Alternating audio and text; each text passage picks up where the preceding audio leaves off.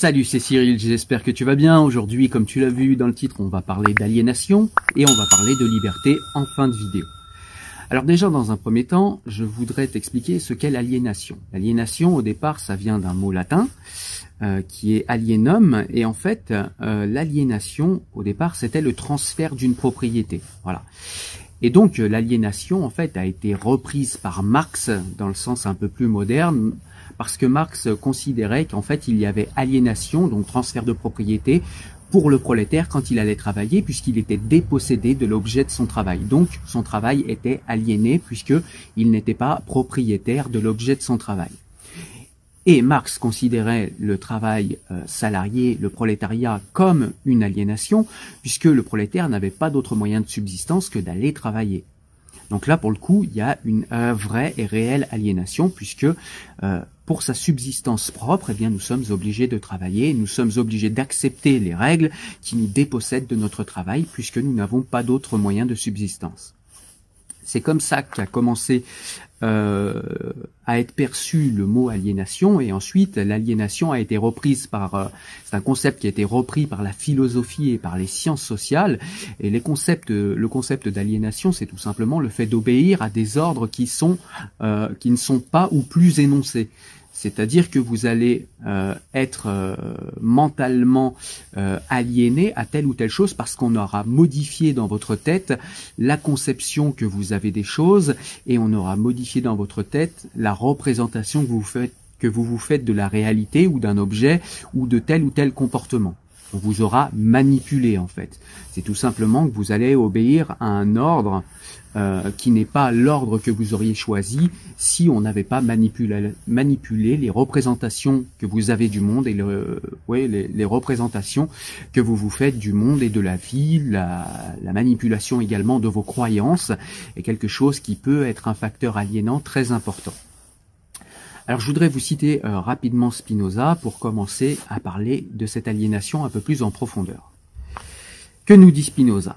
Telle est cette liberté humaine que tous les hommes se vantent d'avoir et qui consiste en cela seul, que les hommes sont conscients de leurs désirs et ignorants des causes qui les déterminent. Donc ce que nous dit Spinoza ici, c'est tout simplement que les hommes se croient libres parce qu'ils veulent quelque chose, et quand ils veulent quelque chose, ils sentent bien que c'est leur volonté qui les pousse à telle ou telle chose, c'est leur désir. Le désir, en fait, va aller créer une force, une énergie dans la volonté qui va faire en sorte que vous souhaitiez ou que vous vouliez telle ou telle chose. Cette volonté, l'homme pense qu'elle est libre. Sauf que si l'homme s'interroge, nous dit Spinoza, il va vite s'apercevoir que il y a des choses extérieures, contingentes à notre être, dans notre entourage, dans notre environnement, qui fait en sorte que les désirs que l'on a, eh bien, sont créés, sont provoqués, sont les conséquences de causes dont nous ignorons tout. Récupérer donc de la liberté, mais on en parlera un peu plus en fin de vidéo, pour Spinoza, récupérer de la liberté, c'est tout simplement comprendre ce qui nous détermine, comprendre ce qui fabrique notre choix, notre consentement, et ça va nous permettre de faire de réels choix conscients, puisque nous serons conscients de ce qui peut nous emmener dans telle ou telle direction quand nous avons tel ou tel choix à faire devant nous. Puisqu'aujourd'hui, on est dans une société où chacun nous dit « c'est mon choix ». C'est-à-dire qu'on est en train de sacraliser la liberté de la manière la plus infantile et imbécile qui soit. Puisqu'aujourd'hui, on nous explique que quand quelqu'un vous dit « c'est mon choix », alors il n'y a plus à discuter, le débat est clos, si c'est son choix, il nous le dit, point. Mais ça ne suffit pas. Quand quelqu'un vous dit qu'il fait quelque chose par choix, il faut questionner et interroger ce choix. Combien de personnes sont dans des sectes par choix, nous disent-elles, de leur propre chef? Clairement, ce sont des personnes qui ont été aliénées par un gourou, qui ont été aliénées par des chefs religieux, qui ont été aliénées par tout un tas de croyances où on a entré dans leur tête par des méthodes cognitives ou par des méthodes de psychologie bien connues, on leur a rentré des croyances dans la tête, on a modifié leur état de conscience et on a induit chez eux des choses, des éléments, des croyances qui vont les faire agir de la manière qui nous arrange. Je vous donne un exemple très large qui va s'appliquer à presque toutes les religions. Quand on vous dit que si vous faites telle ou telle chose, vous irez en enfer, et que si vous faites telle ou telle chose, vous irez au paradis, si vous grandissez avec ce système de pensée, ce système de croyance, eh bien, il y a des chances que vous ayez envie de faire tout ce qui va vous mener au paradis plutôt que tout ce qui va vous mener en enfer. Et si vous faites des choses qui pourraient vous mener en enfer, vous allez éprouver beaucoup de culpabilité. Une culpabilité qui va enchaîner votre désir de faire des choses qui sont encore passibles de l'enfer. Et vous allez du coup essayer de vous rapprocher des comportements qui vont vous amener au paradis. Si vous placez votre confiance dans les mains d'un tiers, un imam, un prêtre, un rabbin, qui que ce soit d'autre, eh bien vous n'êtes plus libre. Alors il y a des aliénements qui sont consentis. Vous pouvez parfois, par exemple, quand un mécanicien regarde ma voiture et qu'il me dit, bah voilà, il y a telle pièce à changer, je lui fais confiance, parce que c'est sa spécialité. Mais qui peut être spécialiste de ce que moi, je dois faire de ma vie? Qui peut être spécialiste de mon éthique, de ma morale, et de ce que je dois faire tout au long de ma vie en rapport avec cette éthique et cette morale? À part moi-même, personne, sinon je suis aliéné. Je suis aliéné par un tiers, je suis conscient de cette aliénation ou pas, mais je suis aliéné, clairement.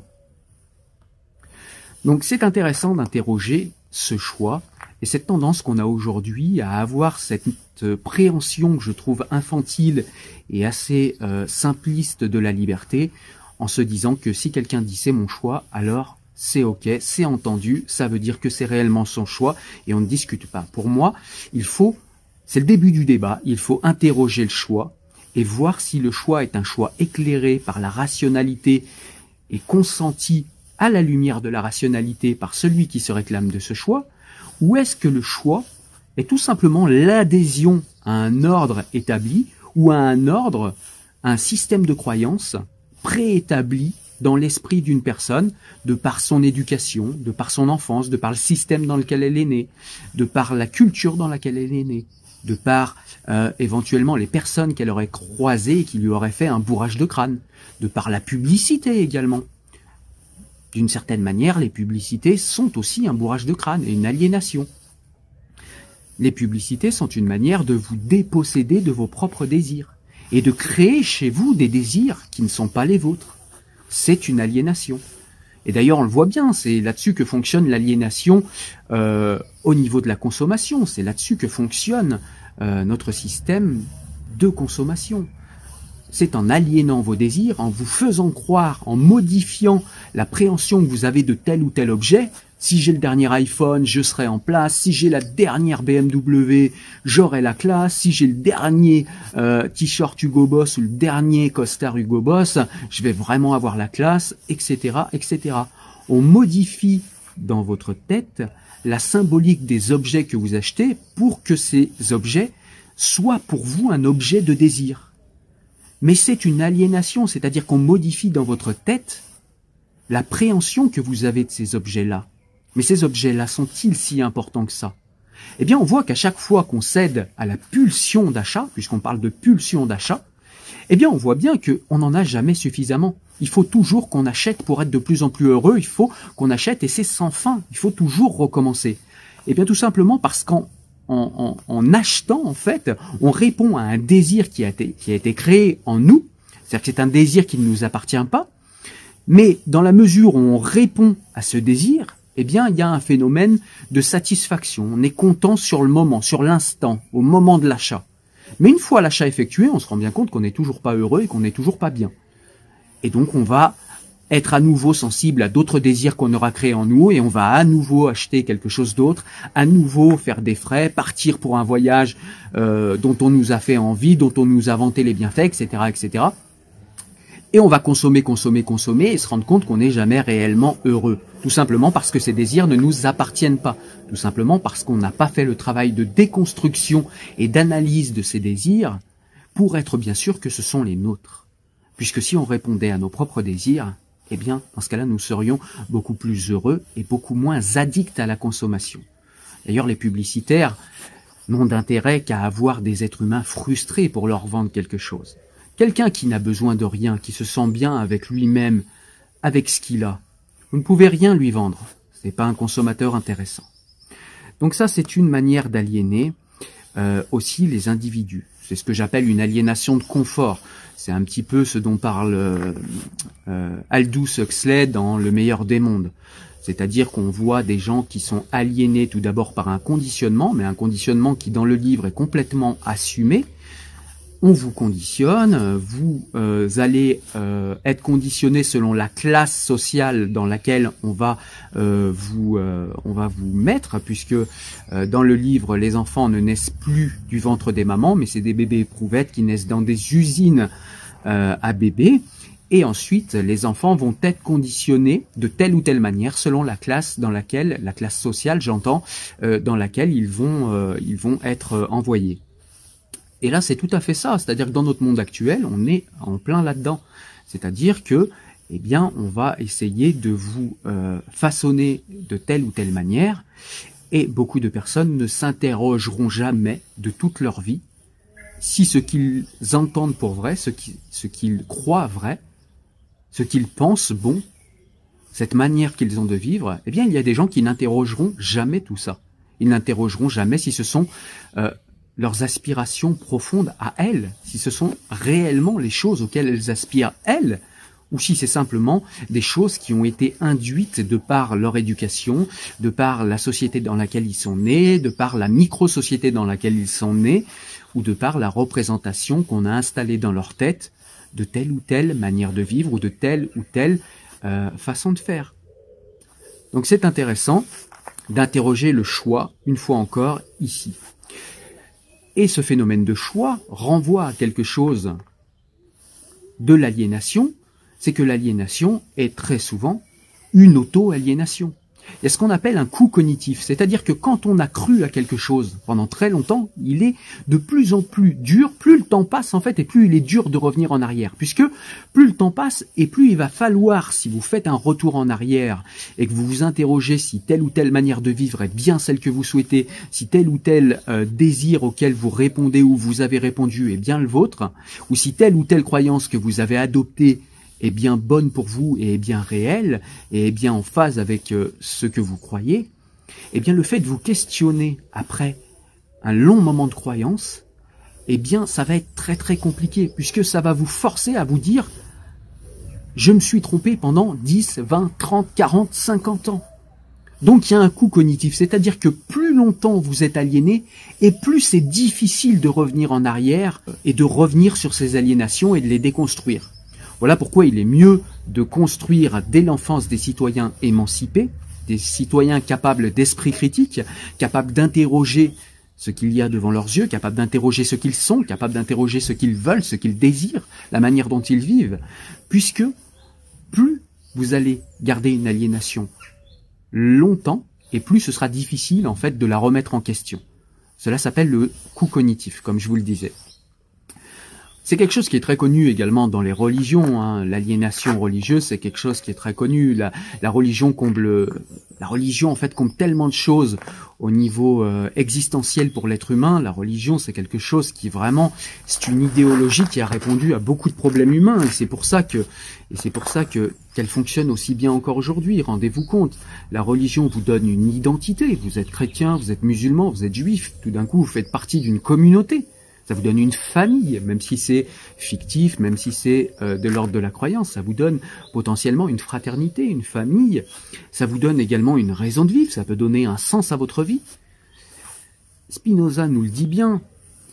Ce qu'il y a de bien dans les religions pour les personnes qui n'aiment pas réfléchir et qui n'aiment pas former eux-mêmes leur propre éthique, eux-mêmes réfléchir au sens qu'ils souhaitent donner à la vie, ou au sens qu'aurait la vie, ceux qui n'aiment pas réfléchir à tout ça, eh bien vont adopter une religion parce que, Spinoza nous dit, tous sont capables d'obéir, mais peu sont capables d'aller vers Dieu par leur seul entendement. Peu sont capables de la connaissance de Dieu par leur seul entendement.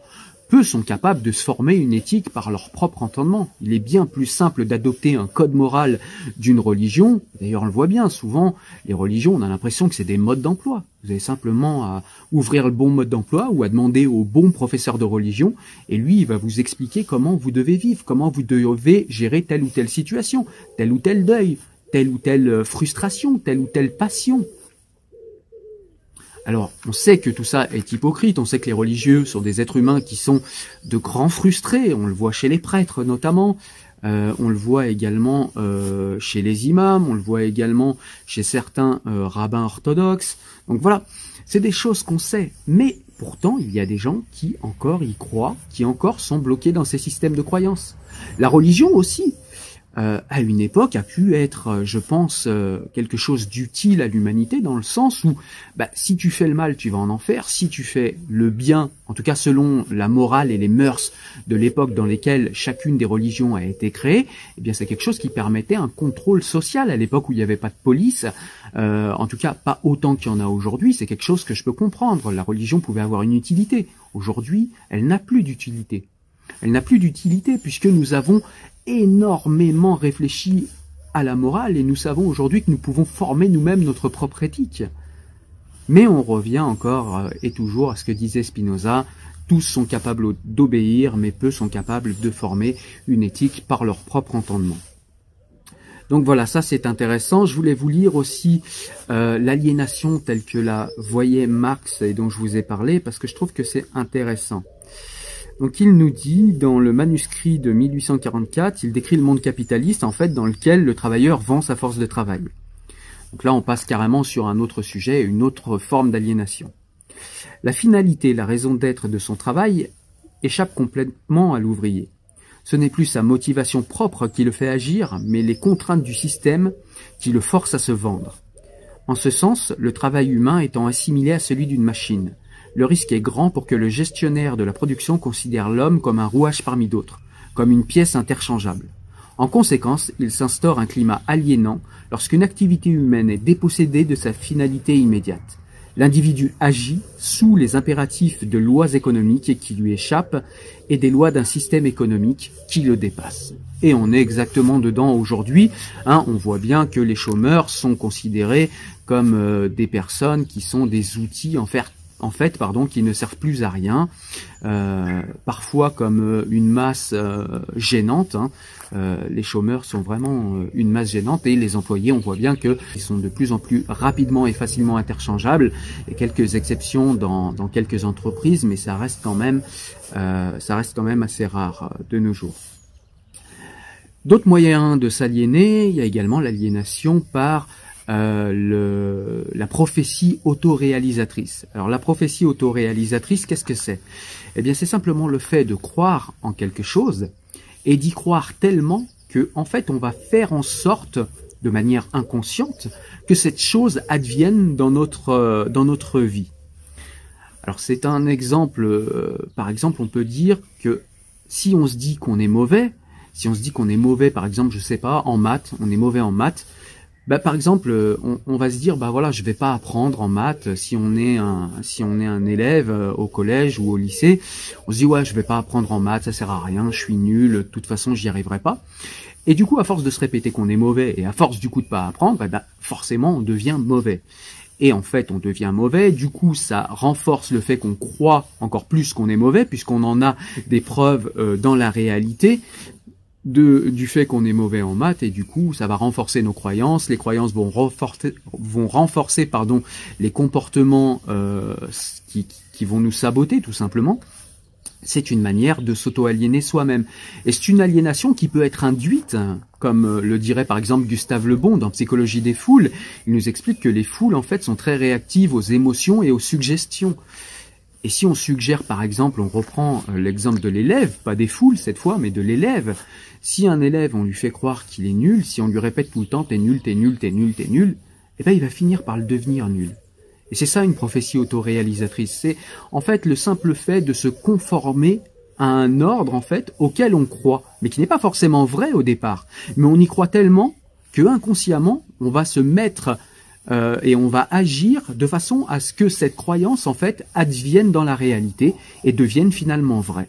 C'est ça, une prophétie autoréalisatrice. Et du coup, c'est aussi une manière de s'aliéner soi-même. Et c'est une manière pour un tiers qui vous répéterait, par exemple, comme l'explique Gustave Le Bon dans la psychologie des foules, l'aliénation, parfois, c'est tout simplement la répétition de quelque chose qu'on va essayer de faire passer pour vrai. La première fois, on va trouver ça ridicule, mais à force de répétition, vous allez finir par penser que cette répétition est une vérité, puisque vous allez vous dire, voilà, on me le répète depuis tellement souvent, il suffit que vous viviez par exemple dans un contexte social où on vous répète toujours la même chose, on vous répète que tel ou tel comportement est négatif ou que tel ou tel comportement est positif.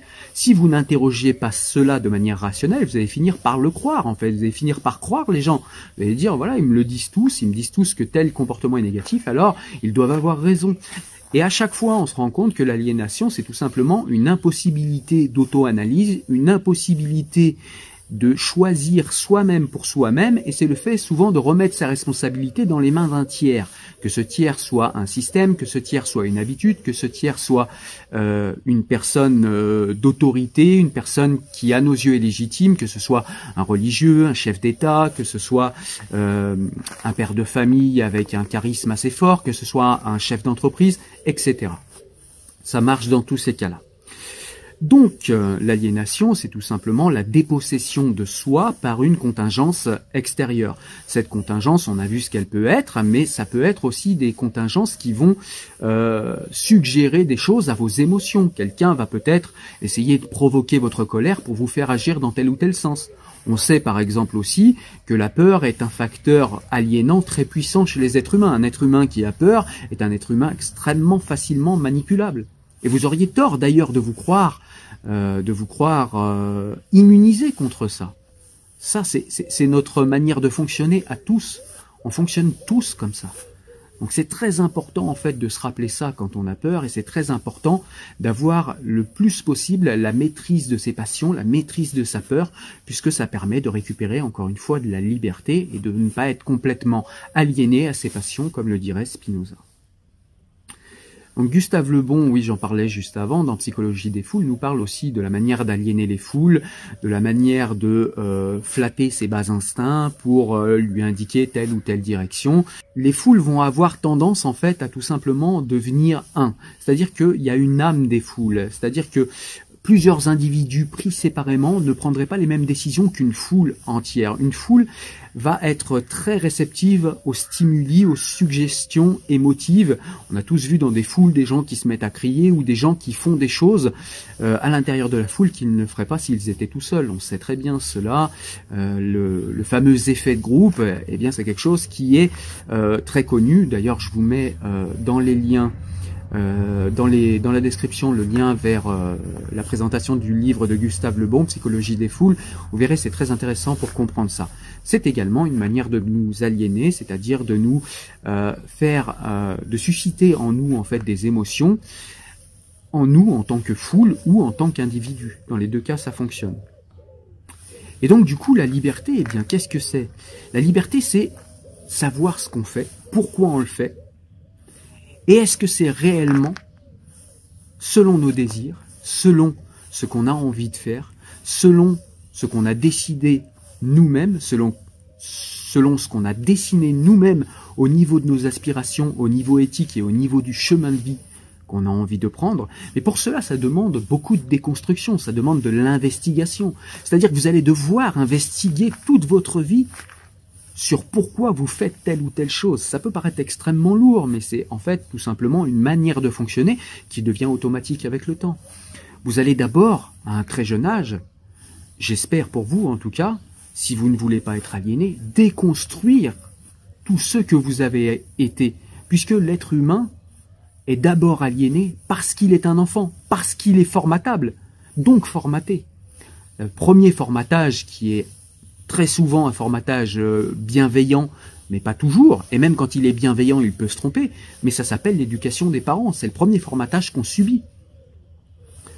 L'éducation, c'est le premier formatage qu'on subit. On doit interroger ce formatage, on doit interroger l'éducation qu'on a reçue pour savoir si c'est réellement ce qui correspond à nos désirs, réellement ce qui correspond à l'éthique et à la morale à laquelle on a envie d'obéir, et si c'est réellement dans cette éducation nos aspirations qui ont été représentées, et si réellement ce qu'on fait, on le fait parce qu'on décide et parce qu'on veut le faire, ou parce que notre éducation, en fait, nous a incité à avoir la vie qu'on a et à marcher dans la direction dans laquelle on marche. C'est ça qui est intéressant. Et c'est comme ça qu'on va récupérer un petit peu de liberté. Mais la liberté, c'est pas non plus faire ce qu'on veut. Par exemple, obéir aux lois de son État, ce n'est pas de la soumission, ce n'est pas de la servitude. Spinoza nous le rappelle dans son traité théologico-politique, c'est que l'homme étant un animal social, l'homme à l'état de nature ne se soucie que de l'agrandissement de sa puissance et de son pouvoir. Donc ce serait la loi du plus fort s'il n'y avait pas de loi. Et on ne serait jamais en sécurité et on serait sans arrêt en train de se battre. On comprend bien qu'un groupe humain qui vivrait sans aucune règle et sans aucune loi ne pourrait pas développer des concepts intellectuels, on ne pourrait pas faire de la science, on serait occupé à survivre, on serait tous occupés à survivre. Et puis les lois dans un pays démocratique, on participe à se les donner. Alors aujourd'hui, il y a tel ou tel dysfonctionnement, je ne vais pas faire une analyse du système politique actuel, mais en tout cas, dans une démocratie, autant que faire se peut, on est quand même les acteurs des lois qu'on se donne à nous-mêmes. Donc on va donner en fait notre force, on va donner notre puissance d'action, en tout cas une partie, à notre État pour qu'il fasse respecter les lois qu'on se donne à nous-mêmes. Puisque parfois, pour notre propre bien, pour notre propre émancipation, il faut se donner des lois à soi-même. Je vous donne un exemple un peu plus concret et un peu plus évident en fait que les lois d'un État. Si je participe à un apprentissage, par exemple, à une formation, je veux être formé pour, par exemple, être menuisier. Voilà, je veux être menuisier. Si je veux être menuisier, il va falloir que j'écoute les règles de mon maître d'apprentissage ou de mon maître de stage, parce qu'il va m'apprendre, lui, à être un menuisier, mais pour pouvoir arriver à être menuisier, puisque c'est mon aspiration, c'est ce que je souhaite, il va falloir que j'écoute le menuisier et que je suive les règles qu'il m'indique et que je travaille selon les règles qu'il m'indique. Pour que j'aie la liberté, moi, d'aller jusqu'à l'aspiration qui est la mienne de devenir menuisier. Même si sur le moment, quand il va me donner des règles et des horaires de travail, je préférerais aller dans mon salon, me mettre un bon film Netflix et le regarder. Eh bien, on voit que parfois, les règles sont importantes pour s'émanciper ou pour acquérir une liberté qui est peut-être une liberté un peu plus lointaine, une liberté qui va nécessiter, en fait, pour l'acquérir, eh bien, de respecter certaines règles. Dernier facteur d'aliénation dont je voulais te parler, c'est la violence symbolique, c'est-à-dire la légitimité en fait des productions intellectuelles. Pierre Bourdieu parle très bien en fait de cette violence symbolique et je vous ai fait une vidéo là-dessus. Je vous mets pareil le lien en description, je vous laisse le regarder. Mais je vais vous en parler un petit peu ici parce que c'est un facteur aliénant aussi qui est très important. C'est le fait en fait tout simplement qu'il y ait des gens qui sont légitimes, qui sont légitimés par le système dans lequel on vit, pour avoir une production intellectuelle, et quand ils ont une production intellectuelle, cette production intellectuelle n'est jamais questionnée, puisqu'ils sont dans une classe qui est légitime pour avoir une production intellectuelle, et que tout ce que pourrait dire quelqu'un d'une classe inférieure, eh bien, n'aurait absolument aucune raison de contredire, en fait, ce qui a été produit par la classe supérieure. Parce que, en fait, la classe supérieure a la légitimité intellectuelle et quand elle produit quelque chose, eh bien, elle produit forcément la vérité et elle produit forcément, au niveau intellectuel, quelque chose qui est meilleur que la classe inférieure. Au niveau des productions intellectuelles, on voit bien aujourd'hui, par exemple, que un simple ouvrier, en fait, qui va produire une critique de telle ou telle entreprise ou de telle ou telle manière de fonctionner dans la société, on va lui dire non mais attendez, vous comprenez pas, vous saisissez pas tous les enjeux, vous comprenez pas comment ça fonctionne, laissez-nous penser, nous on sait que ils vont utiliser des grands mots et en fait si vous voulez, il y a une classe, les intellectuels français, les élites françaises nous dit-on, il y a des classes qui sont légitimes pour produire telle ou telle réflexion intellectuelle et vous n'avez pas à les discuter puisque vous n'êtes pas, vous, intéressant de par la classe dans laquelle vous êtes et vous n'êtes pas légitime, en fait, à être intéressant, même si vous produisez intellectuellement des choses qui peuvent être très intéressantes. Vous n'avez pas la légitimité, on ne le regardera pas. Ça s'appelle la violence symbolique. Cette violence symbolique s'applique, par exemple, entre les hommes et les femmes. C'est-à-dire que Pierre Bourdieu nous le montre dans la domination masculine, par exemple, que on est dans une société qui va valoriser les valeurs et le système de valeurs masculin plus que le système de valeurs féminin. C'est-à-dire tout ce qui est système de valeurs féminin, toutes les valeurs féminines vont être rabaissées, vont être sous-estimées, alors que tout ce qui est la virilité, tout ce qui est voilà, tout ce qui fait partie du système de pensée masculin va être dans notre société valorisé. C'est encore une violence symbolique, c'est encore une aliénation dans un jeu de rôle, hein, puisque le patriarcat en tant qu'aliénation est un jeu de rôle entre les hommes et les femmes. C'est pareil, je vous mets un lien en description, j'en ai parlé plus longuement. Mais c'est une autre manière d'être aliéné par la violence symbolique. La violence symbolique peut être aussi un facteur aliénant en religion. C'est-à-dire que la production intellectuelle, cette fois, ça va être les savants de l'islam. Combien de fois on a écouté ça? Les savants de l'islam, les écritures pour les chrétiens, les savants pour les autres religions. Chacun a ses savants, et quoi que vous puissiez dire, vous n'avez, vous, pas la légitimité. Et par exemple, en islam, puisque c'est l'islam que je connais le mieux, eh bien, si vous n'êtes pas un savant de l'islam, si vous n'êtes pas islamologue, vous n'êtes pas légitime à critiquer l'islam et vous n'êtes pas légitime à avoir un rapport critique au texte parce que vous n'êtes pas une personne qui fait partie des grands savants de l'islam et du coup, vous n'avez aucune légitimité. Et si vous n'êtes pas musulman, alors là, c'est encore pire. Et pour récupérer de la liberté, Étienne de la Boétie nous dit qu'il faut en fait tout simplement être résolu à ne plus servir et nous voilà libres. Alors ça paraît simple comme ça. Mais que nous dit Étienne de la Boétie quand il nous dit cette phrase qui sonne comme une conclusion en fait? C'est tout simplement qu'en fait, chaque personne qui est légitime, chaque légitimité à laquelle on obéit, chaque tyran auquel on obéit, alors les tyrans sont plus doux qu'avant aujourd'hui dans nos sociétés, ça va être des tyrans, des chefs d'entreprise, ça va être des chefs d'État, ça va être des guides religieux, ça va être des gourous, ça va être... Mais voilà, quel que soit le tyran auquel on obéit, il n'est fort que parce que nous lui obéissons. Il n'est fort que parce que nous l'aidons à asseoir et à appuyer son pouvoir sur d'autres. Lui, il est tout seul. Comment un homme, nous dit Étienne de la Boétie, comment un homme seul pourrait en dominer des milliers, des millions, des milliards? Ça n'est pas possible, sauf si nous consentons nous-mêmes à notre propre soumission, à notre propre servitude, à notre propre aliénation dans le cas qui nous occupe aujourd'hui. Pour savoir si nous sommes aliénés ou non, il faut interroger tous les moyens d'aliénation dont je vous ai parlé ici, mais c'est une liste qui n'est pas exhaustive, il y a plein d'autres moyens d'aliéner une personne. J'ai essayé de vous parler des principales dans cette vidéo, mais il faut déconstruire ce qui est en nous, il ne faut rien prendre pour acquis, et il faut toujours avoir un esprit critique extrêmement acerbe et extrêmement aiguisé. C'est le moyen d'être réellement sûr que nous ne sommes pas aliénés, qu'on n'a pas modifié notre état de conscience pour nous faire agir dans tel ou tel sens, pour tel ou tel but, qui serait différent de ce à quoi on aspire, de ce que l'on a envie de faire et de la vie que l'on a envie d'avoir. C'est très important de déconstruire tout ce qui a été construit dans sa vie au moins une fois.